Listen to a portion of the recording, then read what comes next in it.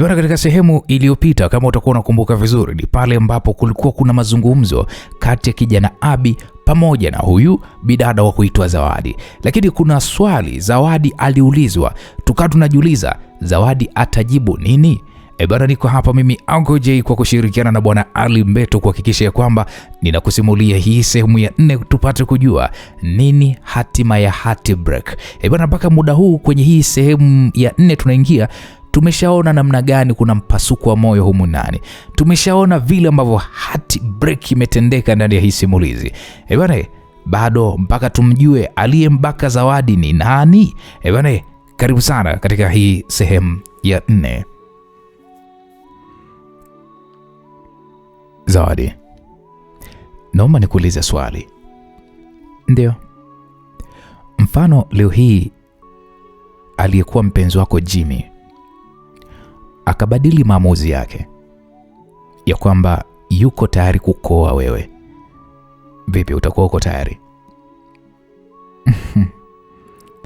Tena hata bila ya sherehe niko tayari.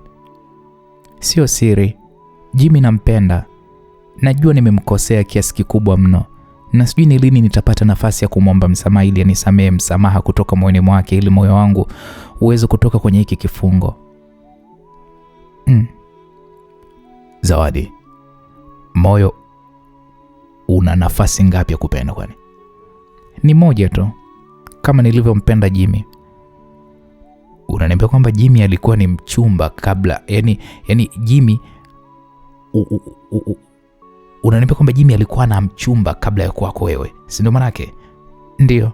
Sasa je, Jimmy ana mchumba wake, unahisi waliachana kwa sababu gani? Yule mchumba wa Jimmy alikuwa hapendwi na wazazi wa Jimmy. Sio kwamba Jimmy ndo alikuwa mpendi mchumba wake.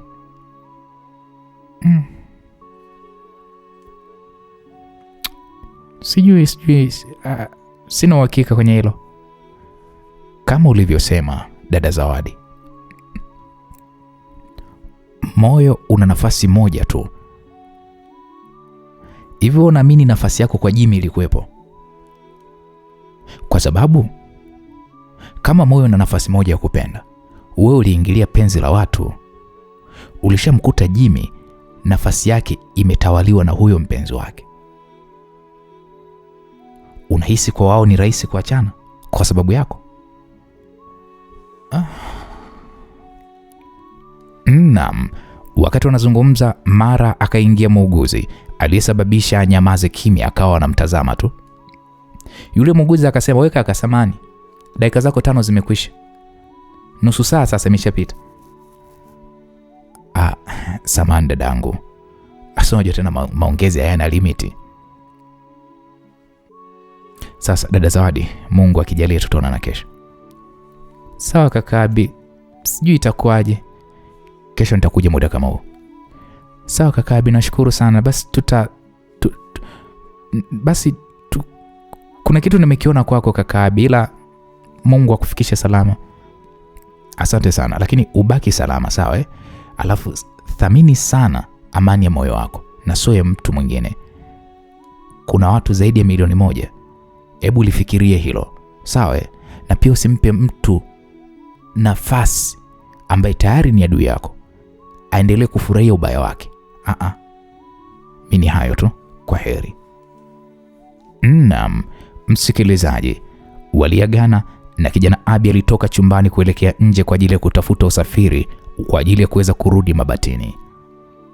Naam, baada ya kijana Abi kuondoka, Zawadi alikuwa katika lindi la mawazo juu ya tabia za ajabu alizokuwa nazo kijana yule, kijana asiyemjua, lakini kijana huyu alionekana kuguswa mno na matatizo ya Zawadi, na kijana huyu alionekana kujitolea sana kumsaidia Zawadi. Hakuwa na roho nzuri tu, pia alikuwa ni kijana mzuri, japokuwa hakumfikia Jimmy, lakini ni mmoja wa wanaume wapitao mbele ya wanawake na kuwafanya wanawake mioyo yao ila wadunde. Alikuwa ni kijana ambaye si haba.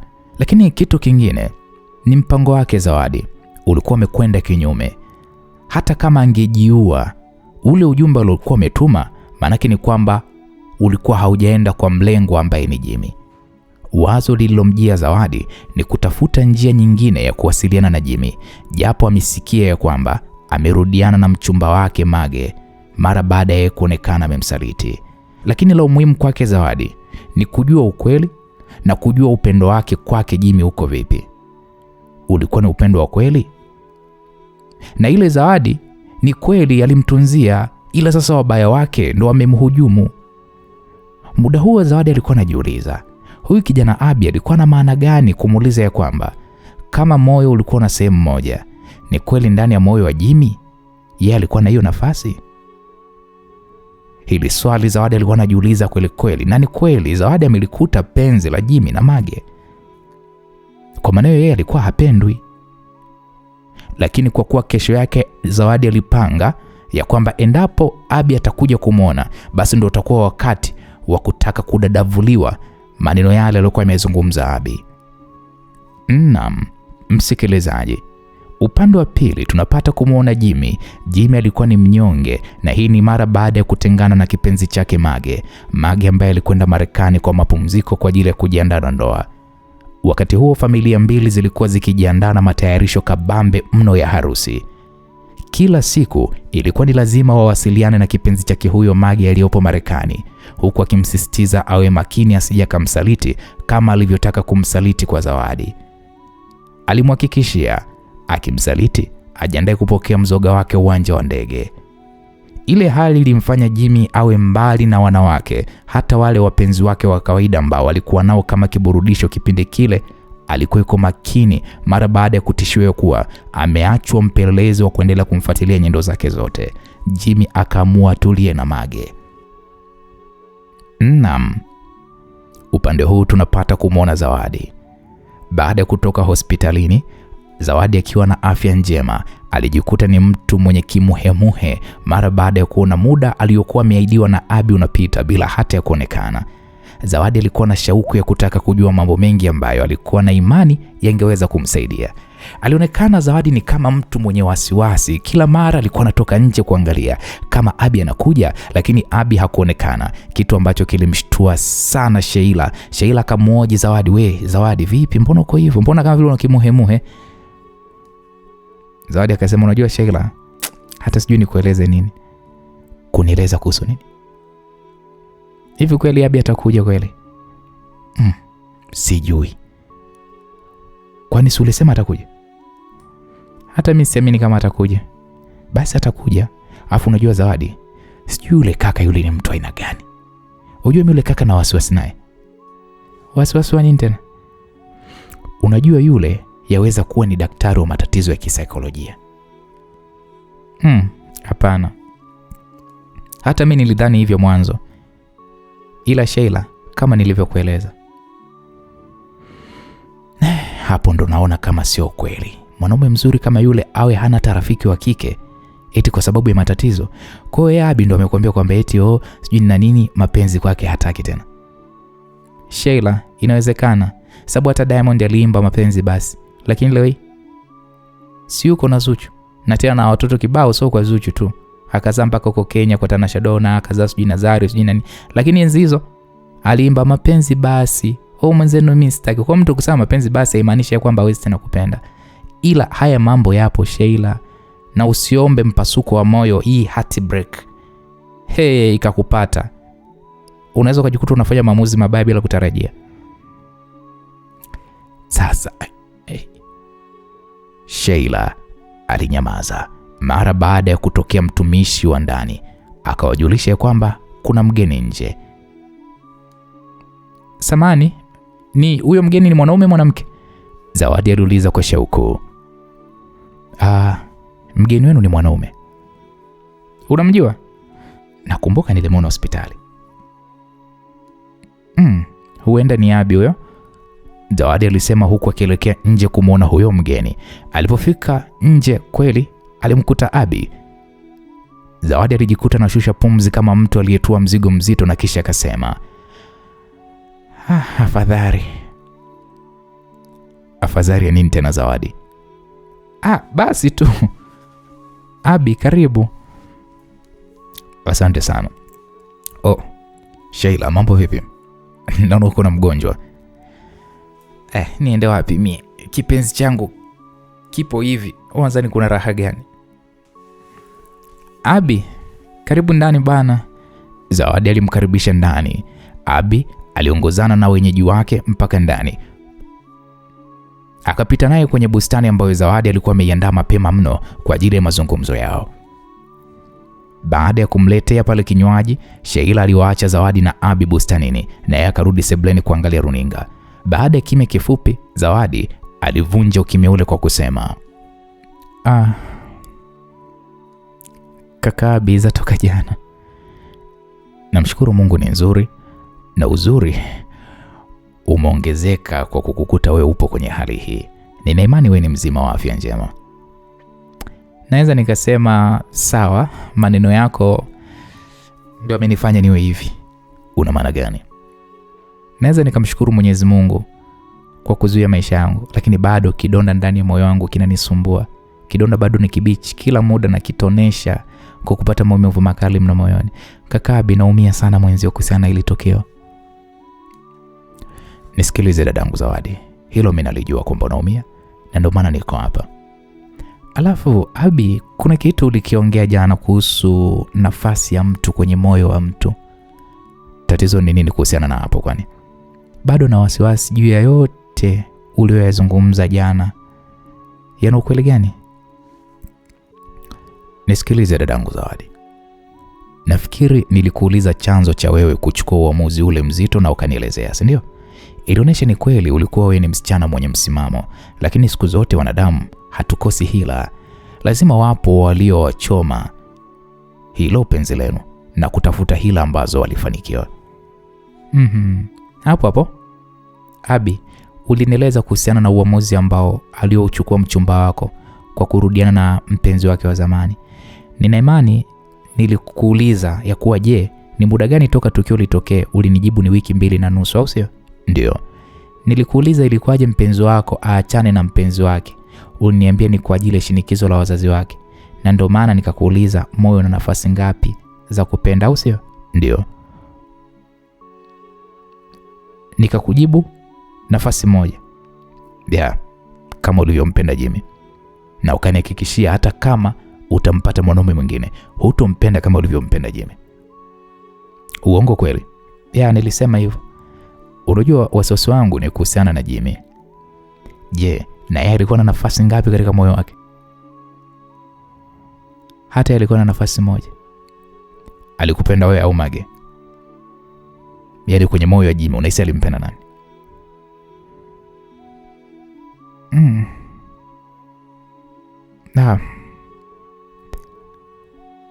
Hapo sijui. Ujui eh? Naomba nikuulize swali. Mfano wewe ulivyokuwa ukimpenda sana Jimmy, atokee mwanaume mwingine chaguo la wazazi wako. Je, mapenzi kwa Jimmy yatafutika? Abi, mtu aliyeshibwa na moyo sio rahisi kumpoteza moyoni.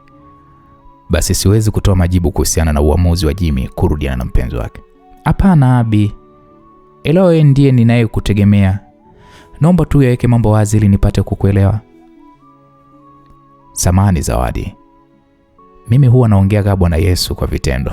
Nina imani kila ninachokiongea jibu nalo. Sio rahisi mtu aliyekuwa anakupenda, tatizo lililojitokeza kama hili, achukue uamuzi wa kurudiana na mpenzi wake mapema sana, hasa kipindi hiki kilichokaribia kufunga ndoa. Lazima kwanza angechanganyikiwa. Usisikie mpasuko wa moyo. Unajua maumivu yake ni bora ungolewe jino bila hata ya ganzi. Maumivu ya mpasuko wa moyo huwa hayaponi upesi.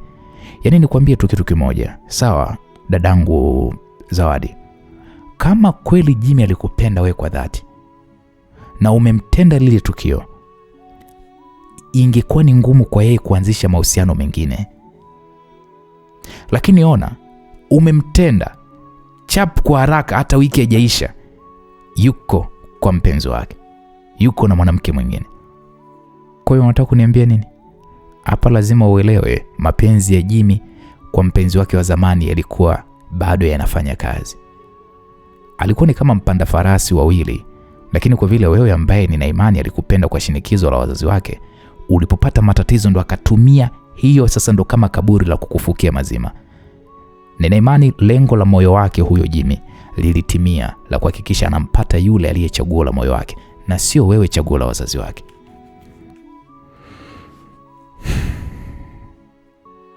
Hivi wewe huwezi kujiuliza imekuwaje arudiane na mpenzi wake na mipango ya ndoa inaandaliwa chapu kwa haraka?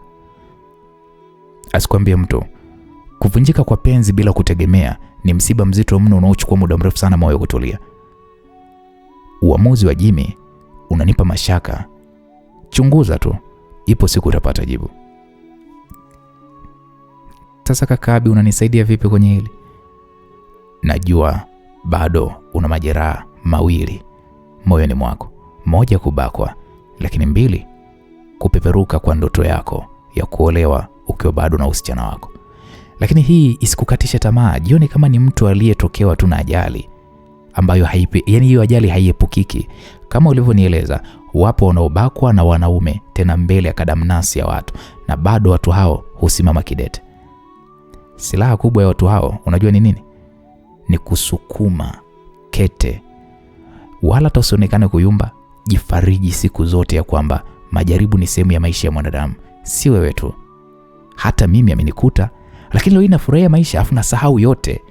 Nikikumbuka maumivu yake sio makali kama hapo mwanzo.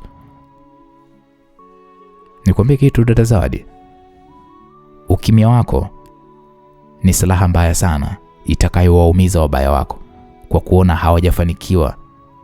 Kama hukuolewa na Jimmy, ipo siku utapata mwanaume na imani atagusa moyo wako. Najua kilichokuponza ni neno ndoa. Limeufanya moyo wako uone kama vile hakuna mwanaume mkweli kama Jimmy. Baada ya wote waliotangulia kutanguliza tu ngono kwanza. Naelewa, huenda wanaume uliopita nao kwanza, huenda hawakutanguliza neno ndoa. Abi, mimi sikuwa na mwanaume yote zaidi ya Jimmy. Na kuelewa kaka Abi, mimi nimekusikia na nitajitahidi kuweza kufuata yote ulionieleza, japo ni kazi kama maji kupanda mlima. Nisikilize Zawadi, kila kitu ni uamuzi. Ukiamua utaweza, wala hata usijaribu. Amua sasa na utashinda. Kuna watu wanapitia mazito kuliko hata haya kwako. Sasa nitakapokutana na Jimmy nimfanyaje? Wewe ulitakaje umfanye nini? Bado nampenda Jimmy. Najua nimemkosea. Nina imani uamuzi wa kurudiana na mpenzi wake wa zamani ni kutokana na kuchanganyikiwa. Lakini na imani bado nina nafasi kwenye moyo wake. Kama tu atautambua ukweli na atakuwa tayari kuweza kurudisha mapenzi kwangu. Zawadi, kuna neno ambalo kama nitaliongea hutanielewa, ila kwa kukusaidia kama ni kweli maneno yako.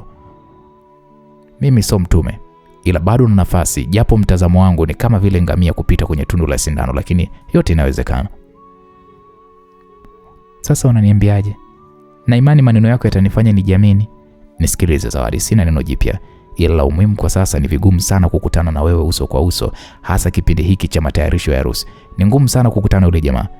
Ujumbe ambao ataupata bila tatizo na kuelewa ni ujumbe wa maandishi. Mtumie ujumbe wa maandishi. Ila ukisema unasubiri siku uonane naye, huwezi kuonana naye. Sawa, nitafanya hivyo. Zawadi, acha mimi niondoke, ila kama kuna tatizo lolote usiache kunijulisha. Naam. Kijana Abi aliondoka na kusindikizwa na Zawadi hadi nje ya geti. Zawadi alirudi hadi kwa rafiki yake Sheila, ambaye alimlaumu kwa kutomtoa mgeni bila kumuaga. Alimweleza baadhi waliokuwa wameyazungumza na uamuzi wake wa kumtafuta Jimmy na kumwelewesha kama atamuelewa. Sheila akasema, Mbona sasa ndo kama nafasi ya dimo mno? Una maana gani Sheila? We, Mage amesafiri juzi tu, amekwenda Marekani, na akirudi ndo afunge ndoa. Basi acha niandike sasa hivi, nikupe umpelekee. Na okay, sawa. Zawadi alishika karatasi na kalamu. Aliandika yote yaliyomo moyoni mwake, yaliyohitaji moyo wa chuma kuweza kusoma barua hii. Yaani ili usome usishtuke, inahitaji moyo wa chuma. Ujumbe ulisomeka hivi: kwako Jimmy, najua ni jinsi gani ulivyonichukia, lakini amini walodhamiria kututenganisha wamefanikiwa. japo maumivu ya moyo wako ni makubwa baada ya kupasuliwa moyo wako kwa kisubutu. Si wewe tu uloumia Jimmy, hata mimi hali yangu ni mbaya sana kila kukicha. Nilikupenda mapenzi kutoka moyoni, na wala sikuwahi kupenda mwanaume yote duniani, na nakuhakikishia mpaka nakufa sitapenda mwanaume yote yule zaidi yako Jimmy. Japo wameunda yakawa kama ungekuja pale nilipobakwa, damu zilizokuwepo pale kwenye shuka zingekuwa ushahidi tosha ya kuwa umedhulumiwa zawadi yako na kunidhulumu usichana wangu. Japo bikra sio kipimo cha uaminifu, lakini Jimmy, mimi bado ni mwaminifu kwako. Nasikia umerudiana na mpenzi wako wa zamani, lakini elewa, nafasi katika moyo wangu bado ipo. Nafasi yako ndani ya moyo wangu bado ipo. Kama vile nafasi katika moyo wangu ipo, basi naamini hata kwenye moyo wako nafasi yangu ipo. Jimmy, rudisha moyo wako. Hata shemeji Tony ni shahidi wa hili. Siku ya tukio nilimjulisha, na ni yeye ndiye alinishauri niende. Kwa nini Jimmy hutaki kunisikiliza? Ni kweli ulikuwa unanipenda au mapenzi yako yalikuwa kwa Mage? Kwa nini hunitaki kunisikiliza? Nisikilize ndo utoe hukumu, na huyo aliyekupa hizo picha athibitishe mbele yangu maovu yote yaliyosemwa kwenye barua ya uchochezi. Nipo radhi kula yamini yote yale kuhakikisha kuwa sikutenda mimi, bali nimetendewa. Jimmy, kama kuna njia yote ya kujua ukweli, mimi niko tayari kwa njia yote, hata kutoa uhai wangu. Nikifa nitakuwa nimekufa kifo cha haki, cha kuthibitisha kwamba wewe mpenzi wangu Jimmy, mimi yale nimetendewa, na wewe ndiye uliyetakiwa kuweza kunifariji na sio kuzidi kuniumiza. Jimmy, niko radhi hata kupasuliwa moyo wangu bila ganzi, ili ujue ukweli wa yote ninayoyasema. Jimmy, bado nakuhitaji katika maisha yangu. Rudisha moyo, chunguza kwa umakini, utajua mimi nimeonewa, na hukumu ulioitoa juu yangu ni kubwa, hailingani na kosa langu. Baada ya jeraha, na wewe umeongeza msumari wa moto juu ya kidonda. Uamuzi nilouchukua ni mbaya, kukatisha maisha yangu, lakini jaribio la kwanza la kujiua limeshindikana. Hapa ndo nitaujua ukweli, kama kweli ulikuwa unanipenda au ulinipenda kwa shinikizo la wazazi wako na kunitafutia kosa ili uweze kuniacha. Jimmy, amini usiamini, jibu lako ndilo litakalookoa maisha yangu, au jibu lako ndilo litakalokuwa tiketi ya kunipeleka mikuzimu. Ila cha umuhimu, utaposikia nimekufa, naomba uje uhudhurie mazishi yangu. Vile vile elewa, nitakufa nikiwa nakupenda, ila Mungu atanilipia kwa kila aliyenitenda. Najua malipo ni hapa hapa tu duniani, kwa Mungu ni hesabu, ila mimi nakutakia harusi njema na yule uliyemwandaa kwa moyo wako. Ni mimi mfungwa nisiyekuwa na hatia, Zawadi. Ile barua aliifunga vizuri na kumpa Sheila aipeleke, naye alifanya kama alivyokuwa ameagizwa. Bahati mbaya Sheila hakumkuta Jimmy. Alimpa mfanyakazi wa ndani na kumwomba simpe mtu yoyote zaidi ya Jimmy. Jimmy akiwa ameongozana na rafiki yake kipenzi Tony, alipoingia chumbani kwake akaletewa barua na mfanyakazi wa ndani. Jimmy akauliza, hii barua amekupa nani? Yule dada wa kazi akasema, kuna dada mmoja amenisisitiza nisimpe mtu yoyote, nikupe wewe mwenyewe. Jimmy akasema, okay, asante. Yule mtumishi wa ndani aliondoka na kumwacha Jimmy akiwa anafungua ile barua. Mara baada ya kuifungua, Jimmy alianza kuisoma. Alijikuta kila neno jasho linachanua juu ya paja la uso wake. Jimmy alijikuta akivujwa na jasho, yani kama vile amefungiwa kwenye chumba chenye joto kali. Rafiki yake Tony alishangazwa sana na jasho lile lilokuwa likimvuja Jimmy. Akajiuliza ile barua ina ujumbe gani na inatoka kwa nani? Mwisho wa barua, Jimmy alijikuta akisema, huu sasa ni mtihani mwingine. Jimmy alikuwa bado ameshikilia ile barua huku jasho chapa chapa likimvuja.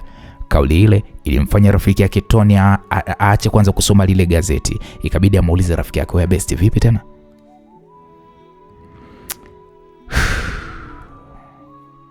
Yaani kila kukicha ni mitihani inazidi, ndugu yangu. Mitihani? Mitihani gani?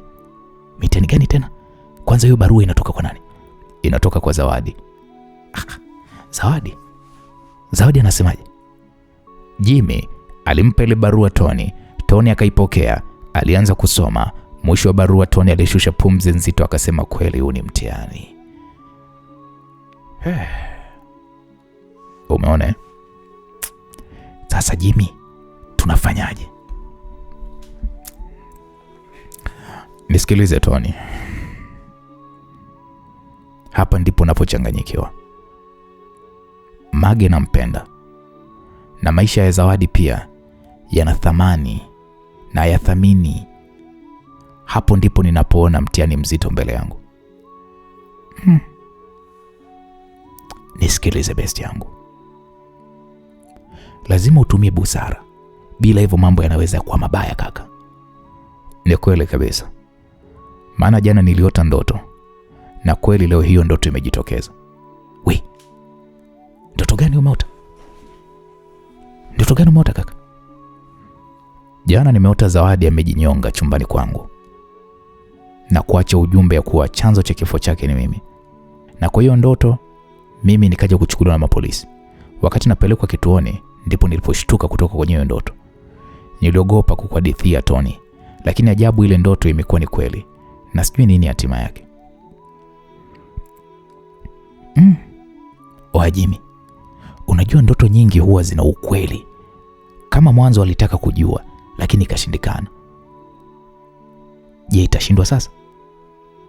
Hapo ndipo inapohitaji msaada wako Tony. Lakini Jimmy, ni wasiwasi wako tu rafiki yangu. Tony, hayo masiara yani unajua Kwa hiyo huoni uzito uliokuwa huko mbele yangu? Sikiliza Jimmy, kama nimeelewa vizuri hii barua, wewe huna kosa. Anayelaumiwa na yule aliyembaka ndiye anayelaumiwa. Yule aliyembaka ndo akamsababishia mpaka wewe umevunja uchumba naye. Lakini wewe inaonyesha ni jinsi gani ulimpenda na yeye anajutia hiyo nafasi kwa tukio lilokuwa limemtokea. Kwa hiyo Tony, unasemaje? Mimi nafikiri yeye ameshajihukumu, achana naye. Una maana gani kusema hivyo, ameshajihukumu niachane naye? Mimi nilivyoisoma hii barua, mimi kama mimi nimemuelewa vizuri sana. Shida yake ni wewe utambue ni kweli amebakwa na umsamee na uthamini mapenzi yake kwako. Sasa nitafanyaje ndugu yangu? Vizuri, wewe kubali kukutana naye. Kubali kukutana naye. Na mimi nakuamini Jimmy, tumia usanii wako kuonesha jinsi ulivyoumia na lile tukio. Uoneshe bado unampenda, lakini tukio lile limeshawawekea pingamizi ambalo kama wewe utakubali, sio rahisi wazazi wako kukubali. Hasa akizingatia ni muda mchache umebakia mfunge ndoa. Tony, naona kama hiyo haijitoshelezi. Inajitosheleza kaka. Kwa kuwa yeye Zawadi tayari amekupa mwanga. Kwaona nishauri nini? Mwite, muonane, umsikilize anasemaje, alafu kisha na wewe mwaga pointi zako. Na imani mtaelewana, lakini make sure pointi yako ya mwisho umkatae. Naam, msikilizaji. Zawadi baada ya rafiki yake Sheila kurudi, alimkuta amejilaza pale chumbani. Alipomwona ilibidi amuulize kwamba wewe Zawadi vipi? Niko safi. Je, umemwona huko ulikoenda? Hapana, sijamwona. Kwa hiyo barua umerudi nayo? Hapana, nimemwachia mtumishi wao wa kazi za ndani. Mungu wangu, wewe Sheila, wewe ndio umefanya nini sasa? Si bora tu ungerudi nayo barua. Akiipata mamake na Jimmy, kila kitu kitaharibika ujue. Hapana, mimi na imani itafika. Nimemsisitiza sana yule mfanyakazi, barua mkabidhi Jimmy na simpe mtu yoyote. Haya. Lakini hivi kweli Jimmy mimi atanielewa? Hilo ndugu yangu sijui. Inategemeana na roho ya mtu. Lakini Sheila, wewe kwa mtazamo wako unaonaje? Na imani Jimmy ataelewa, japo sijajua umeandika kitu gani kwenye hiyo barua. Wakati wanaongea, ghafla simu ya Zawadi iliyopo kiganjani iliita.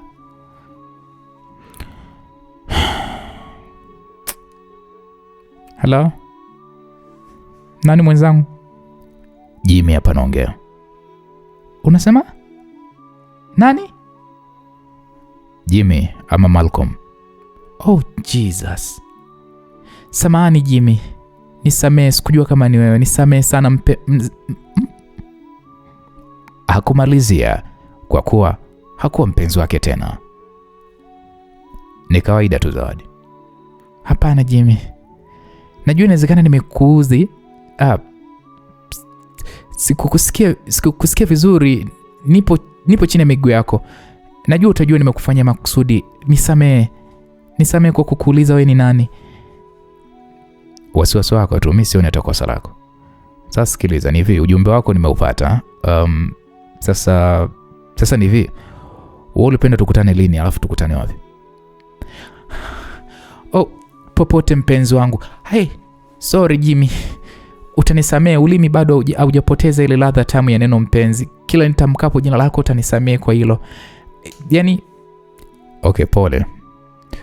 Usijisikie mkiwa sana, una haki ya kuendelea kulitumia katika dunia hii. Sawa? Ni ruksa kulitumia jina hilo. Ulikuwa wewe peke yako, lakini kwa sasa umempa nafasi hiyo Mage. Kwa hiyo ruksa tu kulitumia mpaka siku ya mwisho wa maisha yako. Nashukuru kusikia hivyo, japo kila nukta moyo wangu unalipuka. Naona kama vile maumivu yanarudi upya. Ni hali ya kawaida, lakini hakuna lililokuwa na mwanzo likakosa kuwa na mwisho. Najua faraja ya Mungu huwatafuta watu wote wenye matatizo na kufariji mioyo yao, nao kujikuta siku moja wakifurahia maisha kama wenzao na kusahau shida na machungu yote. Naelewa Jimmy. Naisubiri hiyo siku usiku na mchana. Sasa ni kwa vile Waswahili wamesema mchuzi wa mbwa unywe ungali wa moto, hivyo basi ni mimi na wewe sasa tukutane Kirumba Biscuit Hotel pale. Ha? Wapi? Biscuit Hotel. Hapana Jimmy. Tafuta hoteli yoyote mimi nitaenda, lakini sio Biscuit. Kwa nini Zawadi? Mbona ni hoteli nzuri tu iliyokuwa ina hadhi ya kuwa ya mimi na wewe kuweza kuongea kitu chochote. Ni hoteli ambayo kila nikisikia moyo wangu unanipasuka. Kwa nini? Ndio hoteli iliyotumika kuweza kuvuruga ndoto yangu ya maisha na kutia doa maisha yangu. Ndio hoteli iliyovua utu wangu, uaminifu wangu, lakini najua Mungu tu atanilipia Jimmy. Yaani Zawadi hakuendelea kuzungumza, alijikuta anaanza kulia. Sheila aliyokuwa karibu yake alikuwa akimfuatilia rafiki yake huyu, alikuwa akifuatilia mazungumzo yake hayo. Sheila moyo limuuma na alijikuta kitokwa na machozi bila hata ya kujielewa. Roho ilimuuma kuona rafiki yake anayeteseka kwa ajili ya mapenzi, japo alikuwa hajaingia kwenye ulingo wa mapenzi. Alijikuta akiyaogopa na kuyachukia. Sheila alichukua simulizi ya Abi juu ya mapenzi na adhabu inayompata shoga yake pia kila kukicha. Jimmy ambaye naye alikuwa kwenye wakati mgumu kusikiliza kilio cha Zawadi kilichoonyesha maumivu makali ya moyo. Simu ikiweko sikioni, alitamani aitoe ili asisikilize kilio cha kiumbe kisichokuwa na hatia. Mishipa ya kichwa ilimsimama na machozi yalianza kumtoka huku akipata maumivu makali mno moyoni. Zawadi baada ya kilio alikumbuka kuwa anaongea kwenye simu. Aliita kujua kama Jimmy bado yuko hewani. Hello. Zawadi, nakusikia.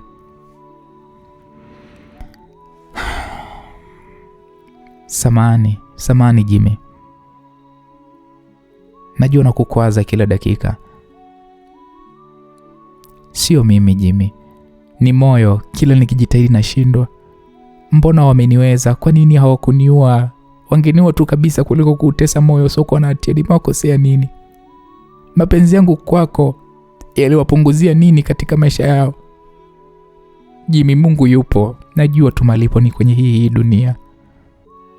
Yeye amenidhulumu usichana wangu, Zawadi ambayo niliandaa kwa ajili ya mume wangu mtarajiwa. Jimmy, moyo unaniuma kila nikikumbuka. Leo hii mimi Zawadi kuonekana malaya, mtu nisiyejua nini maana ya mapenzi wala raha ya mwanaume. Ni sawa, nitafanya nini mimi mnyonge, japo wamenikomoa, lakini kwa Mungu wana kesi ya kujibu. Uwezi amini Jimmy, kuna kipindi mapigo yangu ya moyo udunda kama yanataka kupasua kifua na maumivu nayoyasikia. Bora ngolewe jino bila ya ganzi. Basi Zawadi, usimalize yote. Tukutane Apple Hotel mtaa Uhuru. Sawa Zawadi? Najua kiasi gani unavyoumia moyoni. Saa ngapi? Saa 10 jioni. Najua ni muda mzuri. Sawa Jimmy, nitakuwa bila kukosa. Zawadi mara baada ya mazungumzo na Jimmy alijifuta machozi na kushusha pumzi nzito. Alijilaza chali, mikono akiwa ameichanua. Sheila alikuwa amejikunyata pembeni yake. Hakutaka kumshtua, alimwacha apumzike kwanza, maana alikuwepo kwenye kipindi kigumu mno wakati akiongea na Jimmy. Naam, msikilizaji. Apple Hotel. Zawadi aliwasili mtaa wa Uhuru kwenye hoteli ya Apple iliyokuwa ya kisasa na ya nyota 4 iliyokuwa ina ghorofa 6. Majira ya saa 9:30 akiwa ameongozana na shoga yake kipenzi Sheila.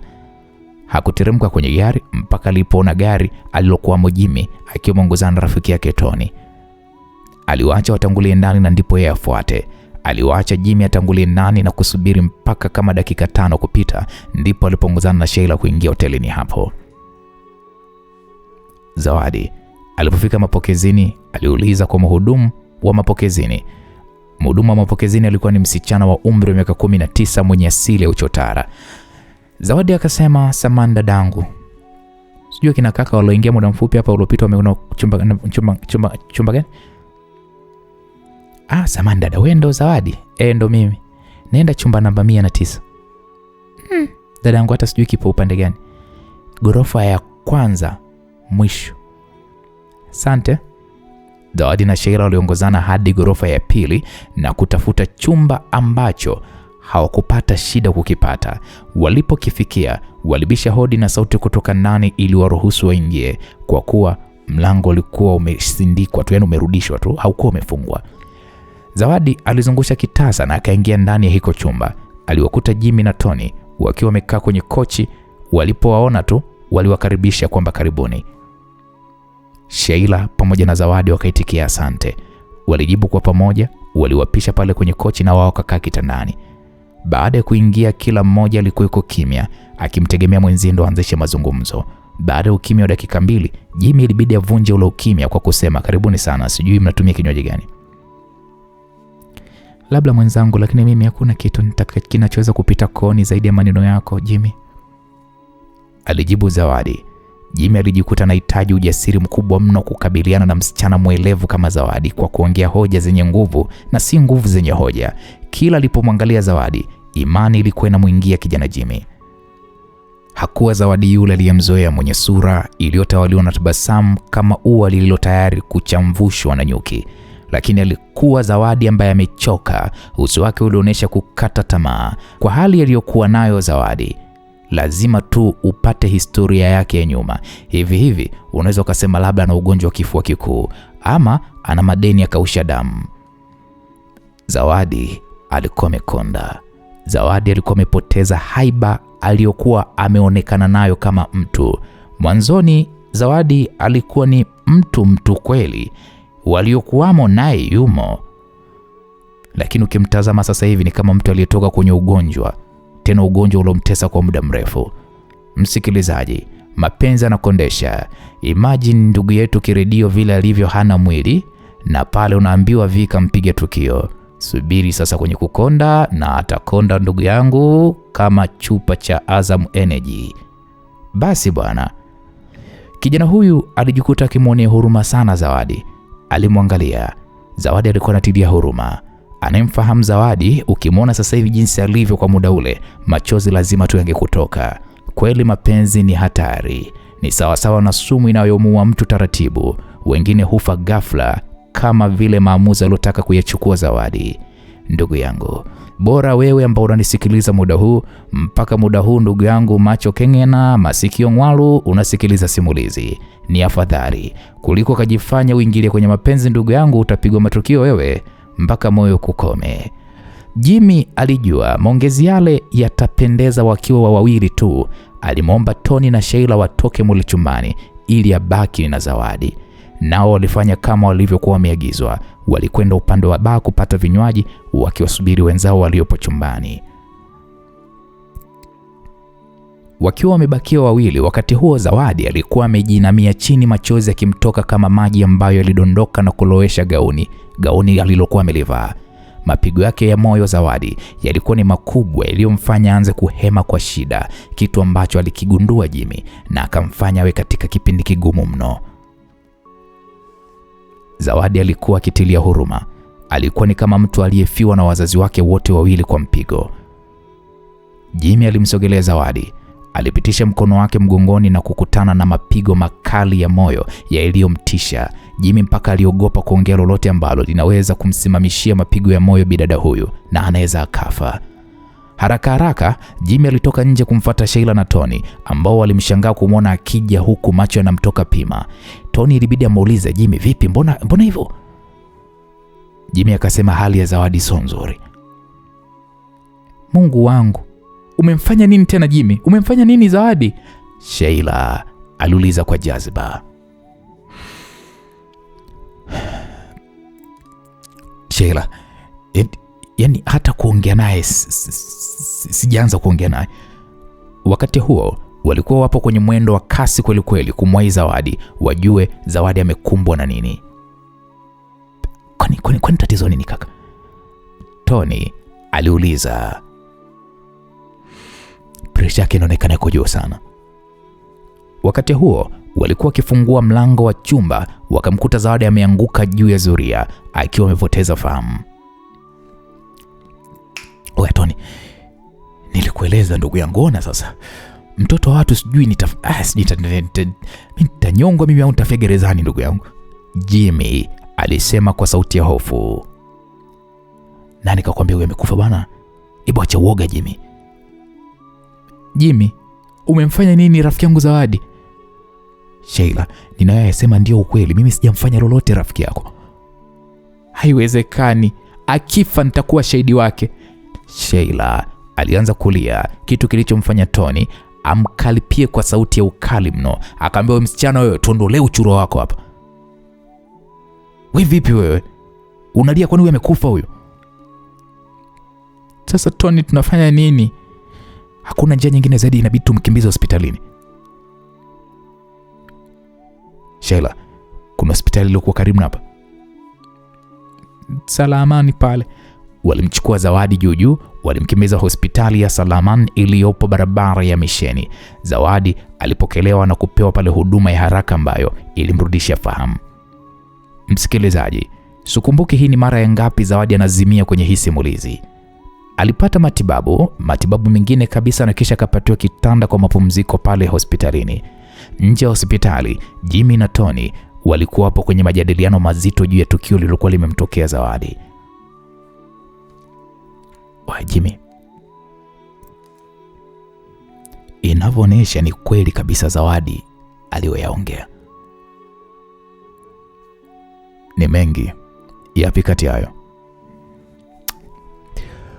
Kuhusiana na tukio lililomtokea.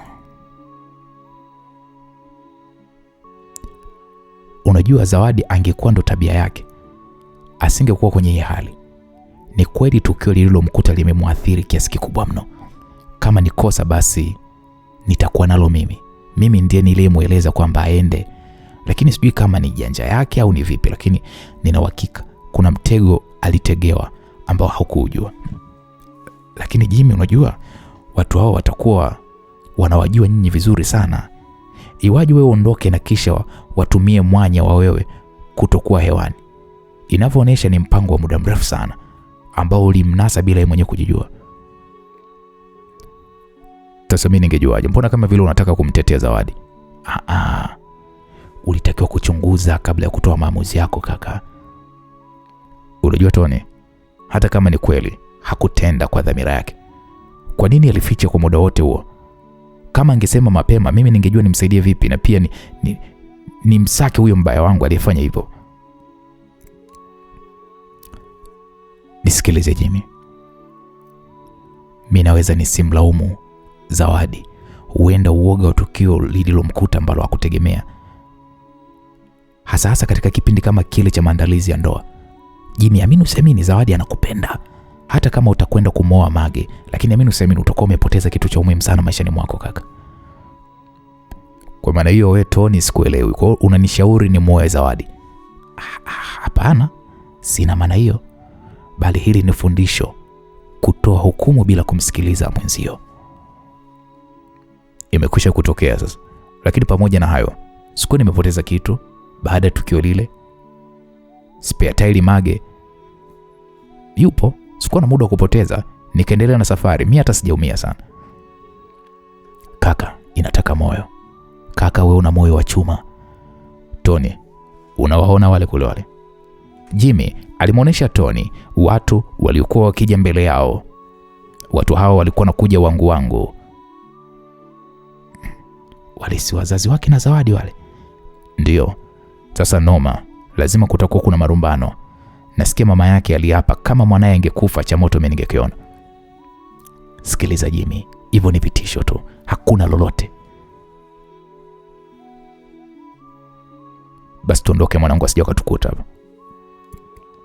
Jimmy na Tony waliondoka eneo lile, walijificha na kuwaacha wazazi wa Zawadi wapite bila ya kuwaona, wakionyesha walikuwa wamechanganyikiwa.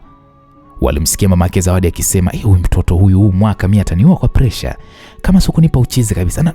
Na huyu Jimmy anamtaka nini mwanangu? Alishamwacha na kumwona malaya. Sasa anamtakia nini? Au roho ya mwanangu? Maneno hayo aliyesema mama Zawadi. Aliyesema maneno yale huku akipita karibu kabisa na Jimmy aliyekuwa amejificha kumpa mgongo.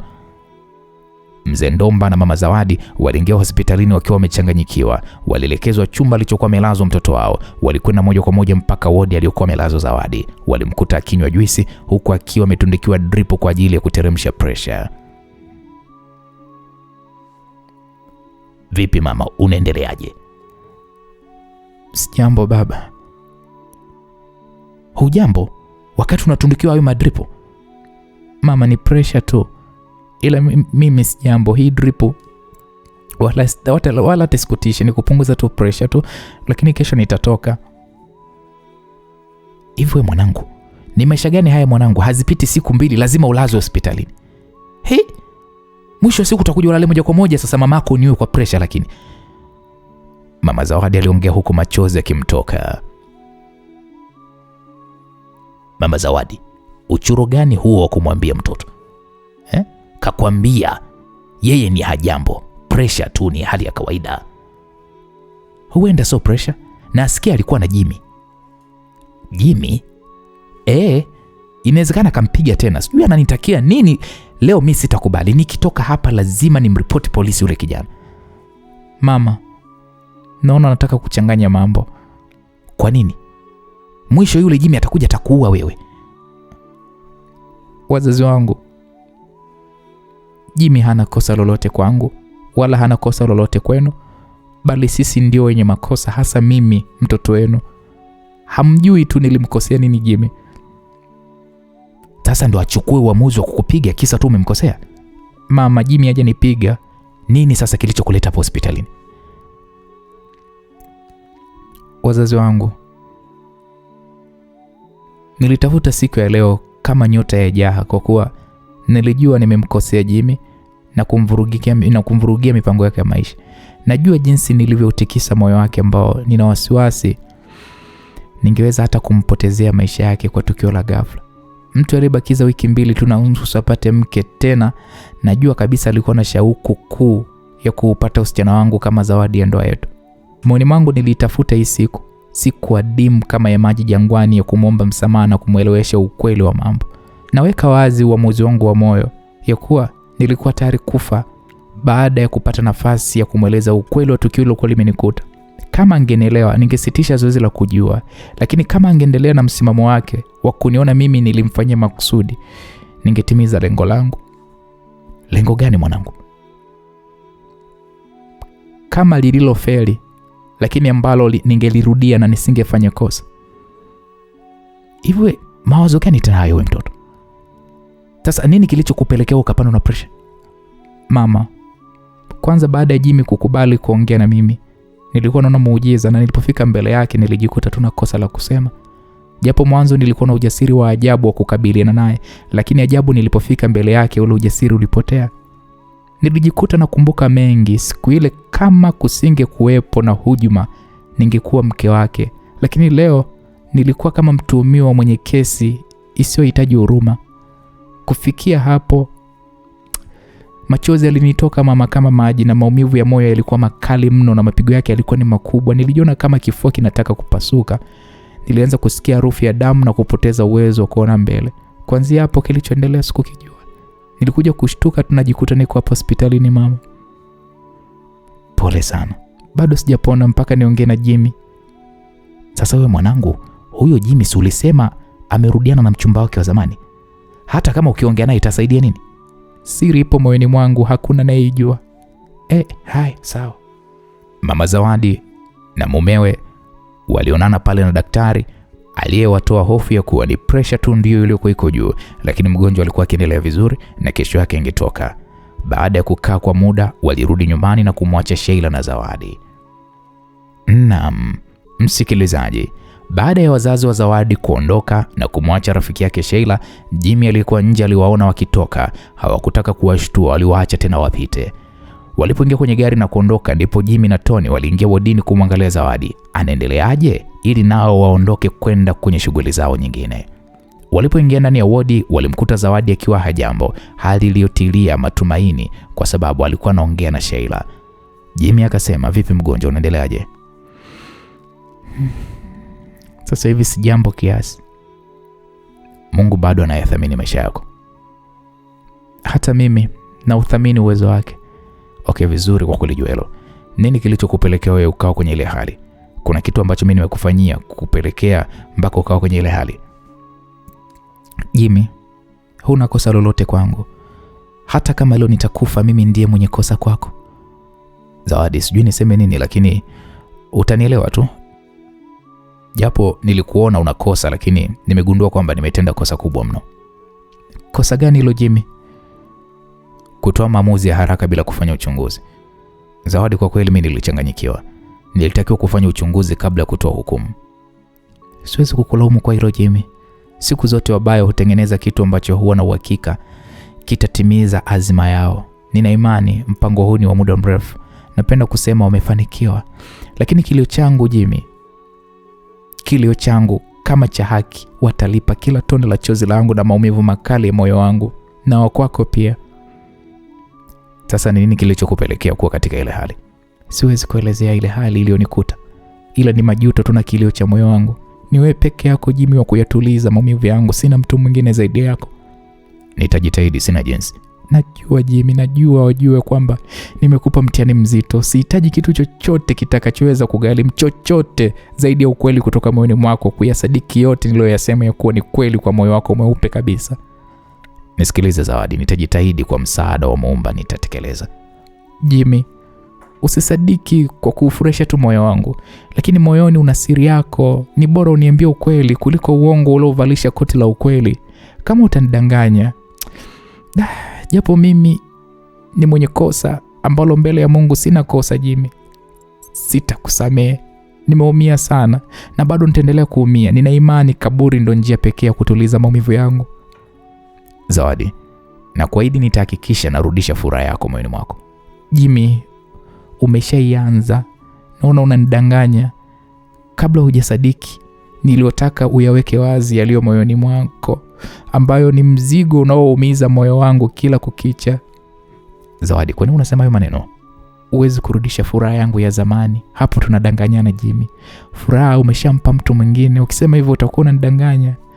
Kwani siwezi? Huwezi Jimmy. Tuachane na hayo.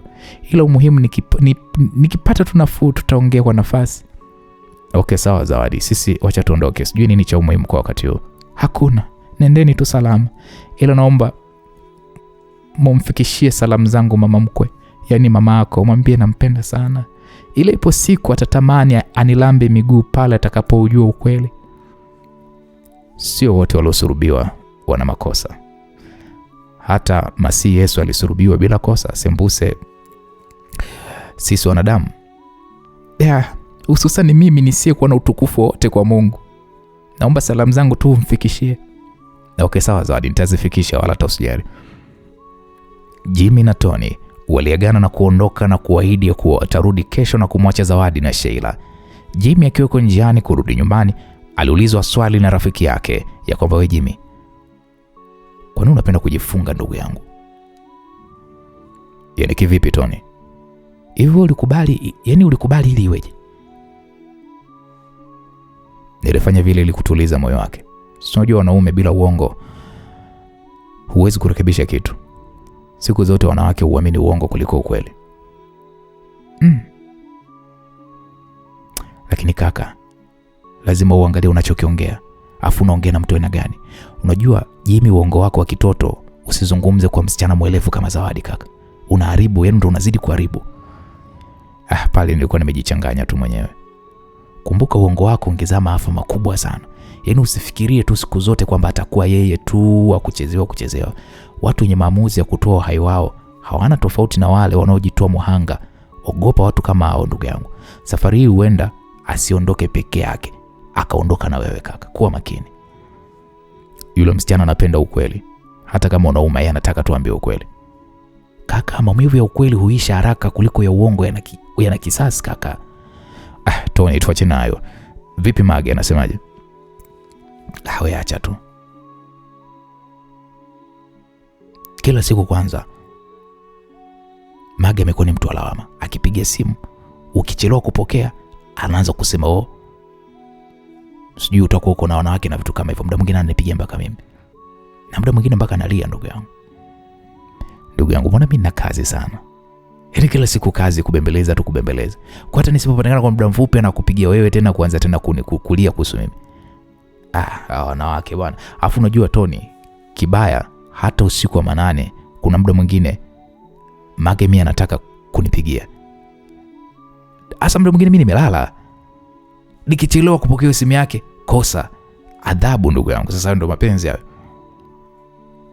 Jimmy, mimi nakuelewa Jimmy. Nakuelewa ndugu yangu. Hayo ndo mapenzi kaka. Siku zote nyuki mkali kwa asali yake anakuwa na wasiwasi ya kuibiwa. Wewe Tony, wewe uelewi tu. Mage ni msumbufu. Afu ana wivu ajabu. Hata mimi najua. Hata mimi navyoongea naye tunaona kabisa ana wivu kaka. Unajua hata safari yake ya Marekani hiyo alikuwa amekataa na alikuwa amewalazimisha, labda alikuwa anataka aende na mimi. Mpaka pale walipomhakikishia kwamba safari yote itakuwa ni baada ya harusi ambayo imepangwa na shangazi yake huyo. Tutafanya sherehe ufukwe wa Miami huko. Oya Jimmy, kumbe mna mambo mazito kama hayo mwanangu. Asa kwa nini mtoto asizilinde mali zake? Ndio maana mimi shemeji kutwa ananisumbua usipopokea simu zake. Naam, msikilizaji, majira ya 2 za usiku baada ya chakula tunapata kumwona Sheila alikuwa akijiandaa kurudi nyumbani.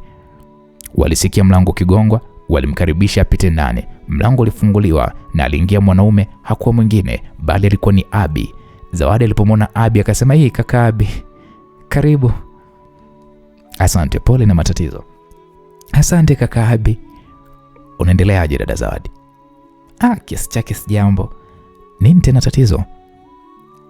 Kaka Abi, kawaida." "Okay, vizuri.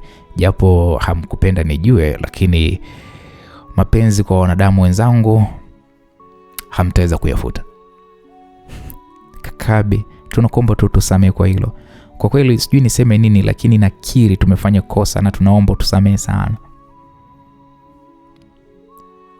Msikilizaji, Zawadi pamoja na Sheila waliomba msamaha. Unajua toka nilipojua sisi ni wanadamu, ni wadhaifu wa mioyo yetu na tuna mapungufu mengi, nilimsamehe Zawadi. Na ni sio Zawadi tu, yeyote aliyenikosea nilikuwa namsamehe, kwa sababu si wanadamu, tumeombewa mapungufu. Tumefundishwa tusamehe wasiojua wayatendayo. Kaka Abi, sikwezi. Kila sehemu wewe upo. Sasa hivi umekuwa mhubiri. Kwani mhubiri ni mtu aina gani kwani? Si yule anayesimama mbele ya waumini. Siwapingini. Kwa upe wenu iko hivyo, lakini haiko hivyo. Mhubiri ni mtu yeyote yule anayetoa neno lenye faida, la kuonya na lenye kufundisha pia. Wewe kaka Abi, kwa hata mimi naweza nikawa mhubiri? Ndiyo Sheila. Ni nani alikuwa na haki ya kuonya na kufundisha yaliyo mema na mabaya? Vitabu vya Mungu vililetwa ili kutupa mwongozo wa kujua zuri na baya. Ila kwa wale ambao hawakubahatika kuyajua hayo, ni wajibu wetu kuweza kuwahubiria ili wajue zuri na baya. Uwezekani. Unaweza kuitetea hoja yako. Basi karibu. Nani amekupa hizi taarifa? Nilikutana na mama maeneo ya mtaa wa Mission kule, akiingia dukani kununua mkate majira ya 1 za jioni, na nilishangaa nikajiuliza ni yeye, lakini Roy aliniambia kwamba ni yeye na wala hata sikubahatisha, na ndipo nilipomsalimia kwanza, na aliye mwenyewe alishangaa lakini alinikumbuka na akaniuliza pale nafanya nini. Mimi nilimweleza nilikuwa katika harakati zangu za maisha, na aliniuliza swali kuwa nina taarifa zozote za kwako, na mimi nikamjibu sina. Na ndipo hapo mama aliponijulisha kuwa wewe mgonjwa umelazwa hospitali hapa ya Salaman, na pale walikuwa wamepitia tu mkate kwamba walikuwa na wasiwasi wakifika maeneo ya kwenu wanaweza wakakosa. Nashukuru kaka Abi kwa kuonesha jinsi gani unavyonijali kwa kuguswa na matatizo yangu. Dada Zawadi, ni kawaida tu kulikoni au ndo mambo tena ya barua? Abi alikuwa kama mnajimu, alikuwa amepiga ikulu, walijikuta wote wakipigwa na butwa. Na hilo nalo limechangia pia. Nini kilichopelekea sasa uwe hapa? Zawadi alikuwa muwazi kwa Abi na alimweleza yote bila hata ya kumficha hata moja. Abi mara baada ya kuelezwa, kwanza alishusha pumzi na kisha akasema, kazi ipo. Mbona unasema hivyo? Kwa sasa sitasema chochote. Naweza tu nikasema kitu ambacho mwisho wa siku nikaonekana mimi muongo, au labda mtu ambaye unamwamini sana ukaona kama vile nakudanganya, mwisho wa siku nikapoteza uaminifu kwako. Kwa kaka Abi, unaniambiaje? Sijakuelewa. Nisikilize dada Zawadi, ninachokuomba wewe jiamini tu, hasa unaposimama kwenye ukweli. Usijihukumu kwa kosa ambalo hukulifanya. Hata kama umekosea, vile vile hutakiwi kuweza kujihukumu. Udhaifu wako usiuoneshe, yani unampa nguvu adui yako. Kama huna kosa, bado hutakiwi kuonesha ni mwathirika. Nina imani umenielewa, na mimi nimekuelewa. Nia yako kubwa si tu kurudiwa na huyo mtu, bali ni kuweka uwazi ukweli wako wa mambo jinsi ulivyo, si ndio? Yani unataka kuweka tu ukweli wako wazi, jamaa ajue kwamba wewe huna kosa. Yani kweli. Na hata na mambo mengine pia nilitaka tu nimwambie. Sasa dada Zawadi, kama ni kweli, kwa nini uoneshe kujutia kosa ambalo hukulifanya?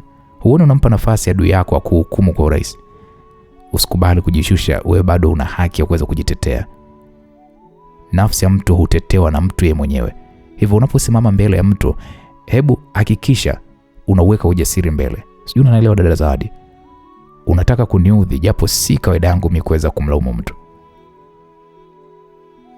Wakati wanaongea hayo, mara mlango uligongwa, akaingia Jimmy akiwa ameongozana na rafiki yake Tony. Zawadi alipomwona Jimmy alimuwahi. Sheila akasema, shemeji Jimmy, karibuni. Jimmy akasema, asante, unaendeleaje? Eti Zawadi, maana leo nisingelala bila kukujua hali yako. Zawadi alipoambiwa hivyo akaona haya ndo mahaba. Zawadi akaanza kusema, nashukuru umeonyesha umejali na kunithamini, alijibu Zawadi kwa unyenyekevu mkubwa mno. Jimmy alikuwa amekuja na mfuko uliokuwa una chupa ya juisi na matunda.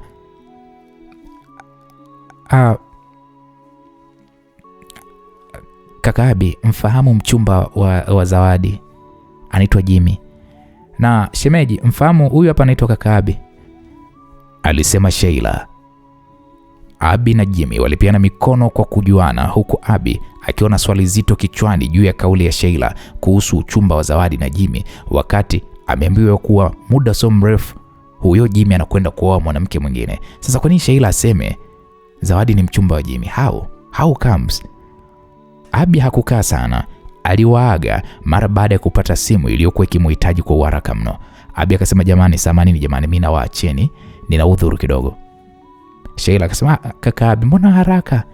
Nina udhuru, kuna simu imepigwa, nahitajika haraka sana, nitakuja kesho kumuona mgonjwa. Lakini kesho mimi naweza nikawa nyumbani, usisumbuke kuja hapa. Msiofu, mtanijulisha tu kwa simu, au kesho mpaka niambiwe na Abi mkubwa. Wewe kaka Abi, wewe huna dogo. Umesema muda mfupi unajua mapungufu ya wanadamu. Samahani ndugu zangu. Mr. Jimmy na bwana mzee hapo, nadhani tutaonana. Tunajua huu hautakuwa mwanzo wa kuonana. Ndio, ni kweli. Tutafutane mzee, usiku mwema, Jimmy alisema kwa bashasha.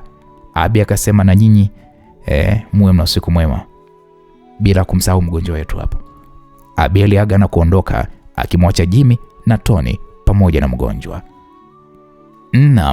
Siku 3 baada ya kutoka hospitalini, wakiwa wameketi viti vya nje wakiangalia maji ya ziwa kubwa barani Afrika, ziwa la Victoria, nje ya hoteli ya Rock City. Jimmy na Zawadi walikuwa wakipata kinywaji laini, kila mmoja akitafuta njia ya kumwangalia mwenzie.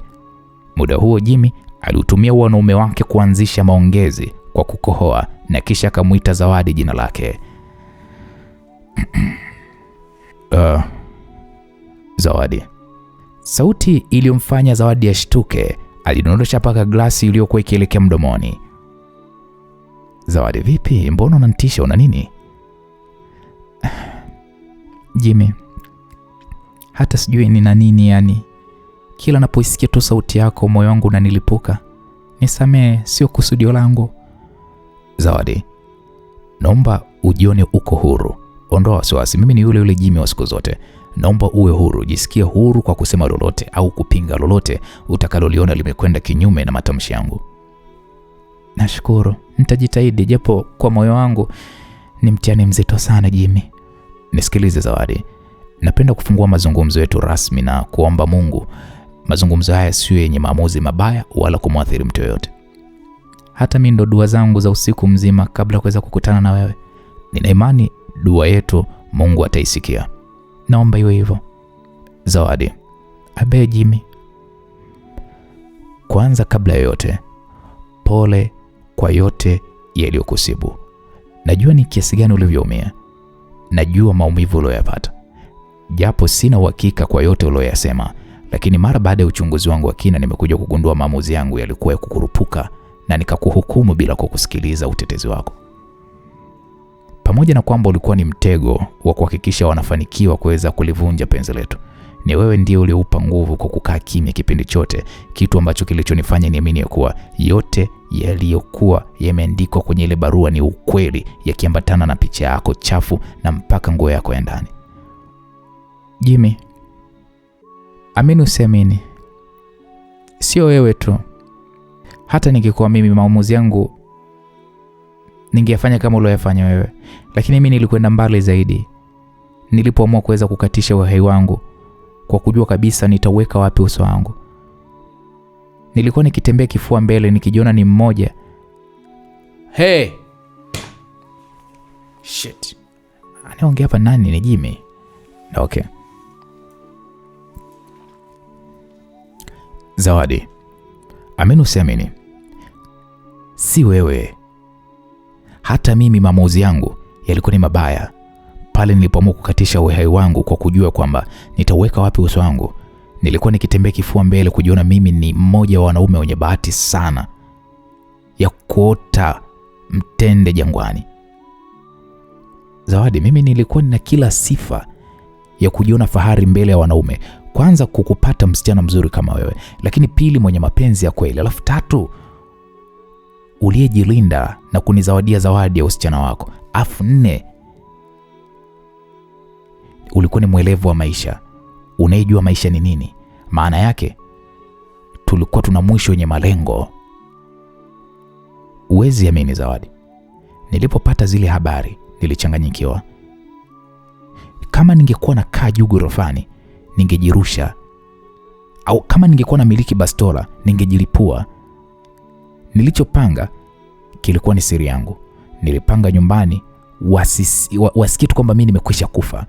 Hivyo nilikwenda mpaka kwenye ufukwe wa Ilemela ili nikafie kifo cha maji, lakini ajabu siku ile kumbe Mage alikuwepo pale ufukweni na ndugu zake wakipunga upepo.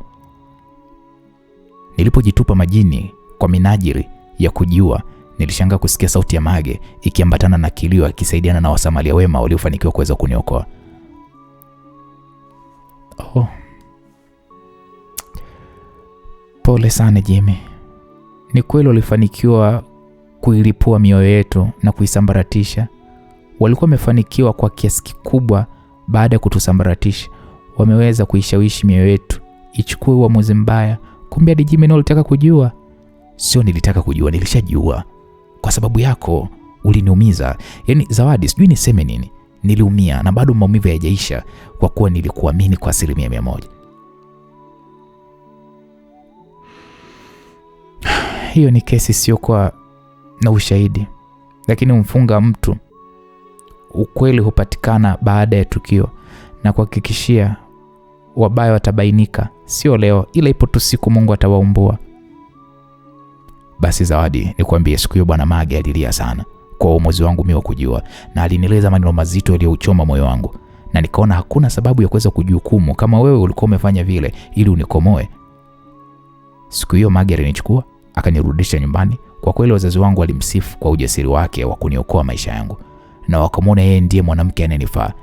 Zawadi, mimi nikwambie, mimi sikuwa na jinsi, mimi sikumpenda Mage. Mimi nilishakupenda wewe na nilihitaji kukuoa wewe, ndio maana nikakubali nikuoe wewe. Sasa wazazi wangu wakaona yule ndo mke mwema, mimi nikawa sina jinsi, kabidi nikubali uamuzi wa wazazi wangu.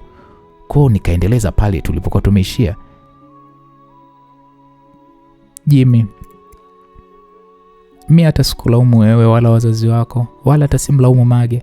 Huenda haikuwa riziki yangu mimi kuwa na wewe. Siku zote kisicho riziki hakiliki. Zawadi, mimi najutia uamuzi wangu. Leo hii tungekuwa mume na mke, lakini wanadamu wana sumu kali mno kushinda taya nyoka. Sina jinsi, nimekubali matokeo. Nachokuomba tu Jimmy, siku zote chunguza jambo kwa umakini kabla kufanya maamuzi. Na siku zote watu hujifunza kitu mara baada ya makosa. Yaani kweli Zawadi, ni kweli. Hata mimi najutia sana kukupoteza. Jimmy, mimi nakutakia harusi njema wewe na mke wako Mage mtarajiwa. Asante Zawadi. Nimeamini wewe ni zaidi ya mwanamke. Bado nahitaji msaada wako. Sina msaada, yani sio msaada tu, hata mapenzi yako pia bado nayahitaji. Msaada utaupata, lakini sio mapenzi. Niache nami niingie kwenye dunia mpya. Tusichanganye mambo, tusije tukatengeneza mchezo wa kitoto usiokuwa na mwanzo wala mwisho. Lakini Zawadi, hata kama nitakuwa nimeoa, sio vibaya ukawa mtu wangu wa karibu nini. Samahani Jimmy, bado sijafikia huko. Bado na imani nitaolewa na mwanaume mwingine. Bado sijajui mapenzi. Alinibaka alikuwa sawa na kumwingilia mfu. Sikuwa najua kitu, yani sikujua nini kinachoendelea. Kwa Zawadi, wewe uko unanipenda, kwani hutaki sasa hata tu tunashtua yani? Jibu unalo Jimmy. Na ndio maana nilikutunzia usichana wangu. Nilikupenda na bado nakupenda. Lakini mapenzi yangu yatakuwa nusu. Kwa vile wewe sasa hivi ni mume mtarajiwa wa mtu mwingine. Siwezi kuvuruga penzi lako kwa kuogopa usemi usemao mtenda utendwa. Kwa unaniambiaje kwa hiyo? Hata kidogo tu nitakuwa sishtui. Nakutakia harusi njema. Mungu akuepushe na husda za ulimwengu ili Mage awe mke wako wa halali. Jimmy, samahani. Naomba uniruhusu niende. Na imani umenielewa kama nilivyotaka. Ila elewa ya kwamba bado nakupenda. Lakini sasa kama Mage ungekuwa unanipenda, si ndio hivyo? Mimi namuoa, sorry Mage tena. Zawadi, hata kama ungekuwa unanipenda, si ndio hivyo sasa? Mimi namuoa Mage. Alafu wewe unakuwa pembeni yangu. Maana mapenzi yetu yanakuwa bado yanaendelea. Mimi unajua Zawadi, hata mimi nakupenda. Naomba niende Jimmy. Fresh. Zawadi na Jimmy walikumbatiana huku wakiacha mapigo ya mioyo yao isikike kwa kila mmoja wao. Kila mmoja aliporidhika alimwacha mwenzake, wakaagana, wakaidiana kuwasiliana kama marafiki na sio wapenzi, japokuwa Jimmy alikuwa anataka amgeuze huyu binti kama mchepuko wake, na Zawadi akakataa.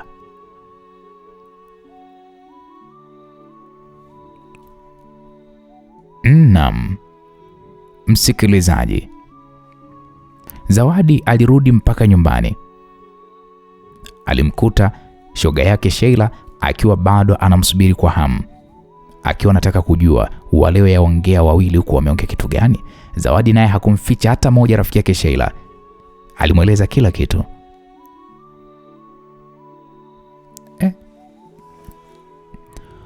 Kwa hiyo wewe Zawadi umekubali kumwachia Mage? Sheila, wewe ulitakaje?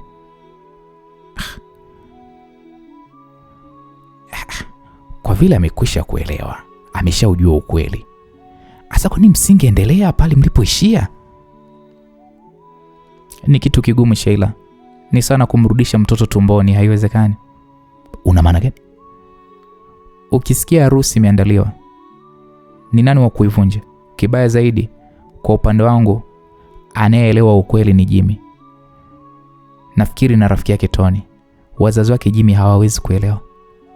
Kwa hiyo Sheila, bado mimi ni msichana mdogo. kukosa kuolewa na Jimmy sio mwisho wangu kwa kupata faraja na maisha mazuri. Sasa kama ulijua hilo, kwani ulitaka kujiua na ukanywa na masumu? Nimelijua mara baada ya kuokoka. Kwa sasa hizi mashambulizi yako kwa nani mwenzetu? Kwa sasa hizi nadhani mashambulizi yangu nielekeze tu YouTube kwenye simulizi zangu. Je, nisikilize simulizi zinifariji mpaka hapo Mungu ataponipangia fungu langu makubwa? Ndio. Alafu mbona una maswali mengi? Kwa sababu mimi sasa hizi natakiwa kuweza kufikiria kujua nimejikwaa wapi ili nisirudie tena makosa yangu. Okay, haya, umeenda kusikiliza kwa masimulizi sijui kwa Ankoje, ukampata mwanaume anayetaka kukoa, kwa hiyo utakuwa uko tayari? Au ndo utakuwa tayari na masimulizi ya kwa YouTube? Sio shida simulizi na mwanaume kupata vienani. Naweza nikapata mwanaume na simulizi nikaendelea kusikiliza. Ila nimesema simulizi ni kitu ambacho kitakuwa kinanipotezea muda kwa saizi. Yaani focus yangu iwe tu isiwe ni wanaume. Lakini kama akatokea mtu ambaye anataka kunioa, Sheila, kwani mimi na kasoro gani? Nipo tayari.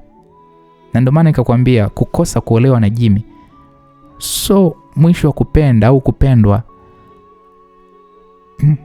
Aise, kweli umekoma shoga yangu. Nimeamini Abi ni tiba ya matatizo ya kisaikolojia. Sio Abi, tuna hata simulizi pia zimenisaidia kweli. Kuna watu nimegundua wanapitia mazito mno kuliko hata mimi, na ndio maana imenipa ujasiri. Wakiwa katikati ya maongezi, simu ya Zawadi iliita. Alikuwa ni Abi, ndiye alikuwa anapiga. Ilibidi apokee. Halo kaka Abi. Sema kakaangu. Zawadi, mbona kama leo una furaha? Kuna jipya gani? Naweza nikasema leo nina furaha kwa kuutoa moyo wangu kifungoni. Una maana gani? Leo nimemalizana na Jimmy, japo kwa upande wangu ilikuwa ni ngumu, lakini nimeweza kuumeza mfupa. Bado sijakuelewa, naomba uniweke wazi. Kwani kaka Abi wewe uko wapi? Maongezi kama haya bwana hayapendezi tu yaongee kwenye simu. Nipo maeneo ya Kirumba. Unaweza kuja nyumbani? Na anaweza. Njoo basi. Zawadi alikata simu na kumgeukia Sheila. Kaka Abi anakuja. Sijui hata leo atakuja na sera gani yule mkaka, aishiwi maneno. Mungu alimuumba hivyo. Unajua nini Zawadi? Nitajuaje bila wewe kuniambia? Kwa nini nafasi ya Jimmy usimpe huyo Abi? Utani huo sasa nawe Sheila. Yaani kwamba mimi nina shida sana na wanaume au? Mbona kama umepaniki shoga yangu? Unajua wanaume kama Abi ni adimu sana. Ukimpata unaweza kuwa umelamba dume la mchezo. Wewe Sheila wewe. Sheila, mimi nitaanzia wapi? Nitaanzia wapi kumwambia Abi namtaka? Alafu pili, Abi alishasema hataki wanawake. Kwa wakati huu yeye mapenzi basi. Dada we, nikwambie kitu Zawadi. Kwa wewe jinsi ulivyo, Abi achomoi. Atakubali. Kwa sababu kwanza anajua uwezo wako. Unajua nikwambie siri. Kaka Abi kuna siku aliniambia, wanawake kama wewe wenye msimamo ni wachache. Na alisema msimamo wako unamkumbusha mpenzi wake aliyejiua. Upo. Yule pale nga achomoi. Sheila, ndo ni majaliwa ya Mwenyezi Mungu. Si lazima jitihada, yani siku zote nionyeshe jitihada. Jitihada ishindi kudra Sheila. Kama yupo aliyepangwa na mimi yupo tu. Kama hakuna. Tulia. Nasikia sauti ya gari. Huenda akawa ni kaka Abi amefika, tulia. Walinyanyuka kwa pamoja na kwenda kumlaki. Ni kweli alikuwa ni Abi. Walipomwona walimkumbatia kwa furaha na bashasha. Walimkaribisha, karibu kaka Abi, karibu. Asante. Walimkaribisha pale mgeni kwenye bustani kwa mazungumzo. Baada ya kuweza kumletea vinywaji, Abi alitaka kujua furaha ya Zawadi inatokana na nini. Naye Zawadi alimweleza yote yaliyojiri pale alipokutana na Jimmy.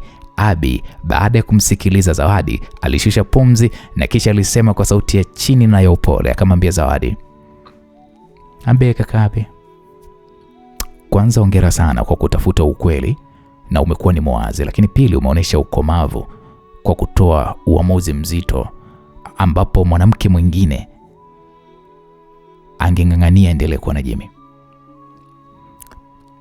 Kaka Abi, nimesikiliza maneno yako uliyoyaongea. Na naona umeyafanyia kazi. Niliona kabisa kwa Jimmy pale siwezi kufanya jambo lolote,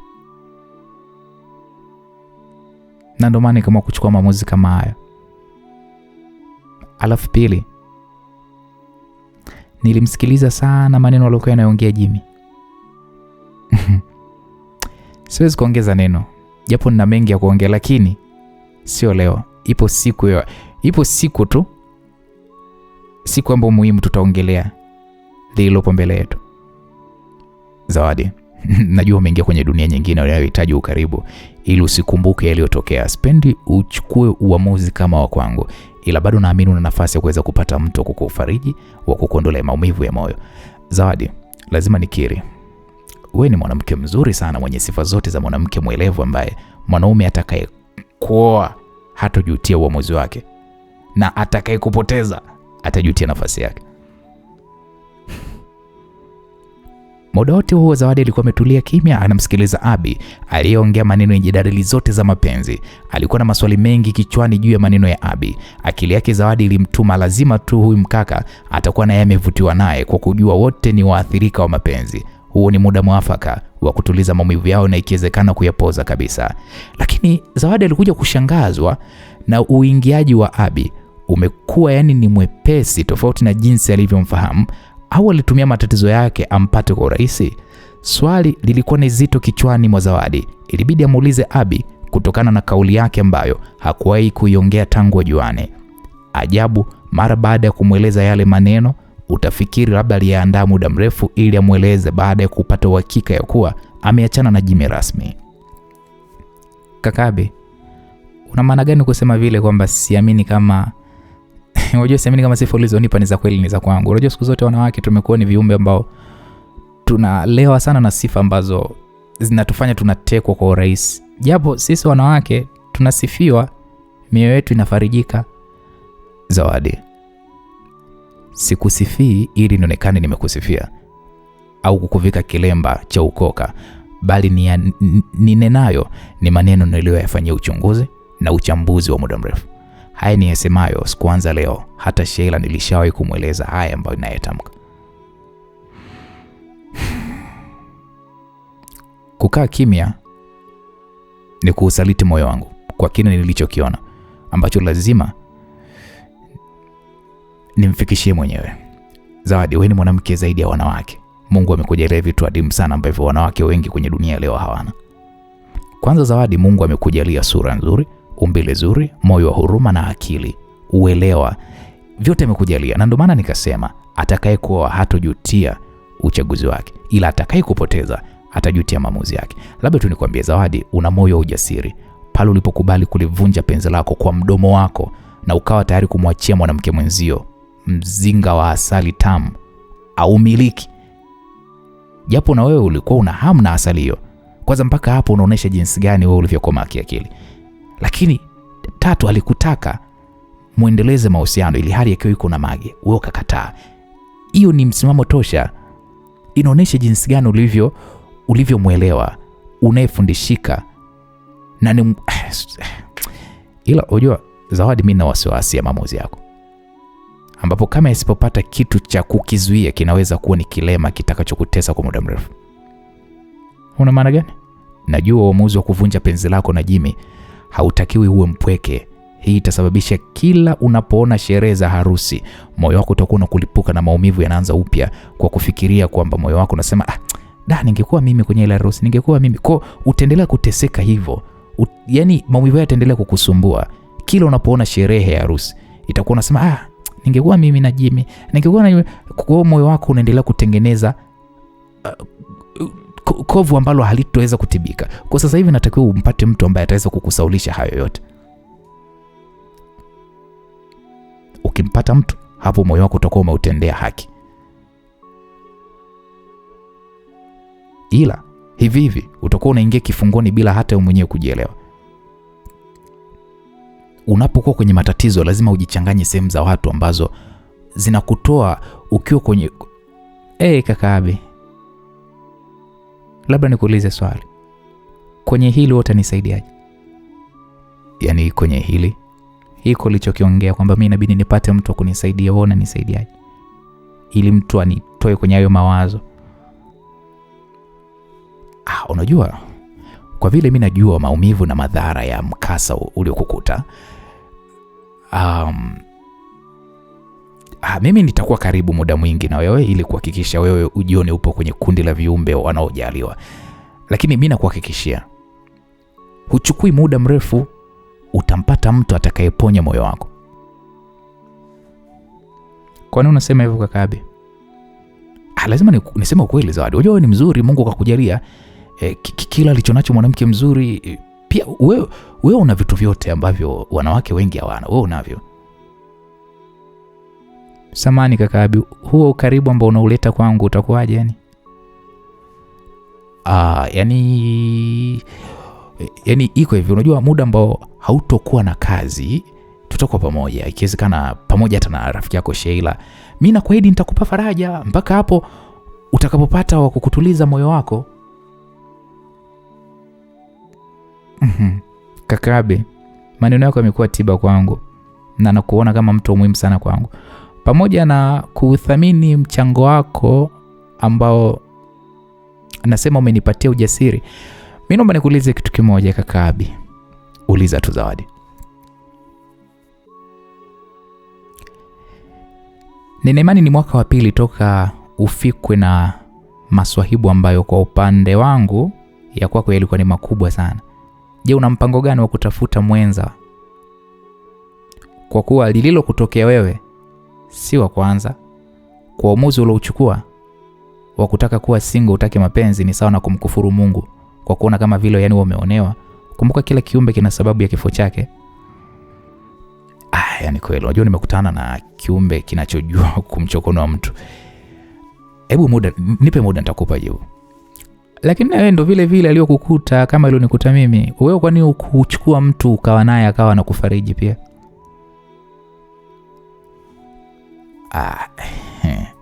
Kaka Abi, nisikilize. Haimna haja wewe kunifikiria unipe jibu. Jibu aliko mbali. Nakumbuka kuna siku wewe mwenyewe uliniambia kwamba ipo siku Mungu atakusaulisha na utaamua kuoa. Ina maana kwamba bado Mungu hajakusaulisha yale maumivu yako ya nyuma? Unajua Zawadi, nikisema Mungu hajanisaulisha unajua nitakuwa muongo. Ila bado sijapata mtu ambaye tutaendana kitabia. Ukisema kitabia una maana gani? Yani unajua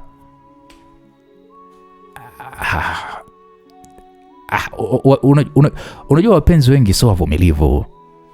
Kivipi?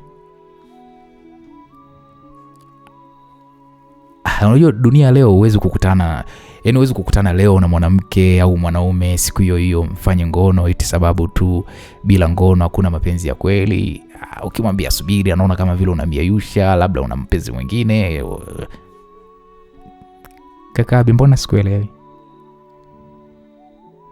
Usiniambie kwamba kaka Abi ina maana kwamba wewe huna hata mwanamke. Au usiniambie kwamba kuna wanawake wanaotanguliza ngono. Mimi nachojua wanaume ndo wanatangulizaga ngono. Wengi bado tuna hiyo kasumba ya ngono, na ndio maana wanaouza hata miili yao wanzana utawapenda ngapi? Asikudanganya mtu bana. Zawadi, mapenzi ya kweli yapo moyoni, sio kwenye ngono. Leo sikuelewi kaka Abi. Kwa hiyo unataka kuniambia kwamba miaka yote miwili hujakutana kimwili na mwanamke yote?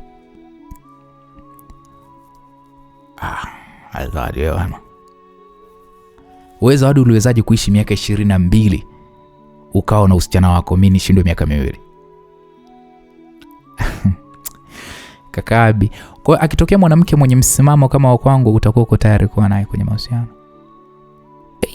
Unajua kwanza namtafuta usiku na mchana huyo mwanamke. Kweli? We nani asiyependa raha au kula vilivyoungwa hata kupata maneno matamu yatakayofariji moyo wake? Kaka Abi, samani lakini usinielewe vibaya. Zawadi, yani katika viumbe ambao moyo wangu umetokea kumshiba, mmoja wapo ni wewe. Sidhani kama kuna siku tutakosana na wala hata siwezi kukuelewa vibaya. Sasa yani kwa nini mimi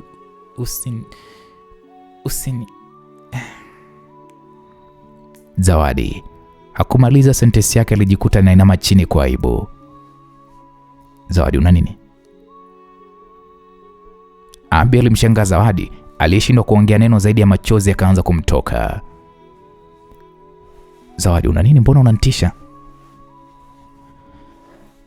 Zawadi alinyanyua uso wake uliokuwa umetanda machozi yaliyoongeza uzuri wa sura yake, na akaongea kwa sauti ya kigugumizi. Bas tuache tu. Hapana Zawadi, hebu ongea, nitakusikiliza. Niko hapa kwa ajili yako. Abis, unajua matatizo yangu? Ya, naijua vizuri tu, pengine kuliko mtu yoyote ule, kwa kuwa hata mimi pia yalishanikuta kama hayo. Abi, hapa nilipo najiona kama kinda la ndege lisilokuwa na manyoya lililo juu ya mti mrefu, na hofia nitaanguka na nitapasuka vipande kupoteza maisha. Ya, hilo naelewa, na ndio maana nipo na wewe mpaka siku ya mwisho, siku ambayo unavalishwa shela na mumeo, na mimi nitakuwa napiga vigeregere. Ila sasa unajua wasiwasi wangu, usikurupuke kutaka kuolewa. Bana, unaweza ukakurupuka kutaka kuolewa uzibe pengo la Jimmy. Unaweza ukatenda kosa kubwa kuliko hata la kwanza ambalo litakuwa lina maamuzi mabaya zaidi. Yani Abi, yani nisikilize. Yani mi leo sitaongea mengi. Najua hutonielewa kutokana na akili yako umeielekeza sipo huko ambapo mimi nawaza. Una maana gani?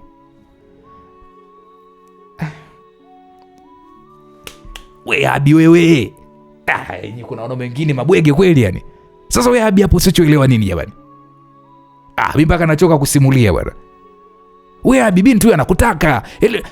Wewe unachoshindwa kujiongeza hapo kumtongoza wewe nini sasa? Yaani mpaka binti anakuambia yani leo sasa naona mimi nachongea hiki, Abi unaongea hiki. Afu unanikera bwana Abi bwana. Mimi siendelee kusimulia bwana. Msikilizaji, tukutane kwenye sehemu inayofuata. Sijui itakuwa sehemu ya ngapi bwana. Yaani Abi bwege kweli yani. Huyu binti anajimaliza. Ukiolewa kwenye shela, mimi nitakuwa msimamizi. Pumbavu kabisa wewe. Kenge mweu wewe Abi wewe. Shenzi kabisa. Huyo binti anakutaka. Anaweka dalili zote. Mpaka anakuambia kabisa kwamba sasa wewe naona leo maelewano hatuelewani. Afu unaona gani? Kuna vijana wengine domozege. Ili sio domozege ili bwege mtozoni kabisa, pumbavu kabisa, buchoke la mwisho. Kenge wewe umeniuzi. Mpaka na simulizi yenyewe inaishia hapa kwanza. Kenge kabisa hili.